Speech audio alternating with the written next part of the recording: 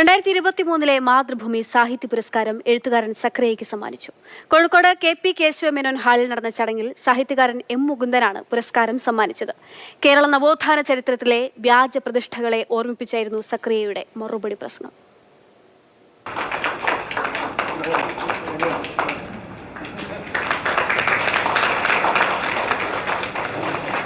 പ്രൗഢഗംഭീരമായിരുന്നു ചടങ്ങ്. മാതൃഭൂമി സാഹിത്യ പുരസ്കാരം മയ്യഴിയുടെ കഥാകാരൻ M. മുകുന്ദൻ സക്കറിയക്ക് സമ്മാനിച്ചു.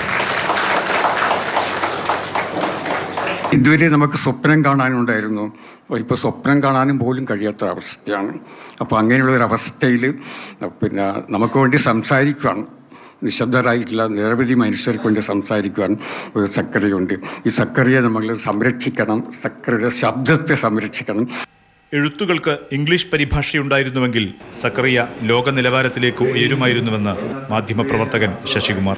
തക്കതായ ട്രാൻസ്ലേഷൻസ് മലയാളത്തിൽ നിന്നും ഇംഗ്ലീഷില്ലാത്തതുകൊണ്ട് സക്കറിയ മാത്രമല്ല, അങ്ങനെ പല എഴുത്തുകാരും ലോകം വേണ്ടത്ര അറിയാതെ പോകുന്നു എന്നുള്ളത് വലിയൊരു നഷ്ടമാണ് മലയാള സാഹിത്യത്തിനും ലോക സാഹിത്യത്തിനും. ധൈഷണിക ലോകത്തെ നിരന്തരം പ്രകോപിപ്പിക്കുന്ന വാക്കുകളാണ് സക്കറിയുടേതെന്ന് എഴുത്തുകാരി മിനി PC. അദ്ദേഹം കഥകളിൽ മാത്രമല്ല, മാതൃഭൂമിയിൽ തന്നെ പ്രസിദ്ധീകരിച്ചു വന്നിട്ടുള്ള ഒരുപാട് യാത്രാ വിവരണങ്ങളിലും അദ്ദേഹത്തിൻ്റെ നിലപാടുകൾ വ്യക്തമാക്കാറുണ്ട്.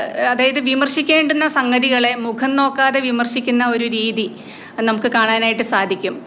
18-ാം വയസ്സിൽ ആദ്യ കഥ പ്രസിദ്ധീകരിച്ച് തന്നെ എഴുത്തുകാരനാക്കിയത് മാതൃഭൂമിയാണെന്ന് പറഞ്ഞായിരുന്നു സക്കറിയുടെ മറുപടി പ്രസംഗത്തിന്റെ തുടക്കം. അധികാര രാഷ്ട്രീയത്തിൻ്റെ ധൃതരാഷ്ട്രാലിംഗനത്തിൽ നിന്ന് കുതറി അതിനെ പൗരാവകാശ ബോധത്തോടെയും നിഷ്പക്ഷമായും വിവേചനപൂർവ്വവും നോക്കിക്കാണുക എന്നുള്ളതാണ് എഴുത്തുകാരൻ്റെ സദാചാരം. സ്വേച്ഛാധിപത്യങ്ങൾ ആദ്യം ചെയ്യുന്നത് എല്ലാ തൂലികകളുടെയും, അവരുടെ കൂലി എഴുത്തുകാരുടേതൊഴിച്ചുള്ള എല്ലാ തൂലികകളുടെയും മുനയൊടിക്കുക എന്നുള്ളതാണ്. വർഗീയവാദങ്ങളെയും സ്വേച്ഛാധിപത്യ പ്രവണതകളെയും സങ്കുചിത ചിന്തകളെയും ഒളിഞ്ഞും തെളിഞ്ഞും പിന്തുണയ്ക്കുന്ന എഴുത്തുകാരും കലാകാരന്മാരും ഇന്ന് കേരളത്തിലുണ്ട്.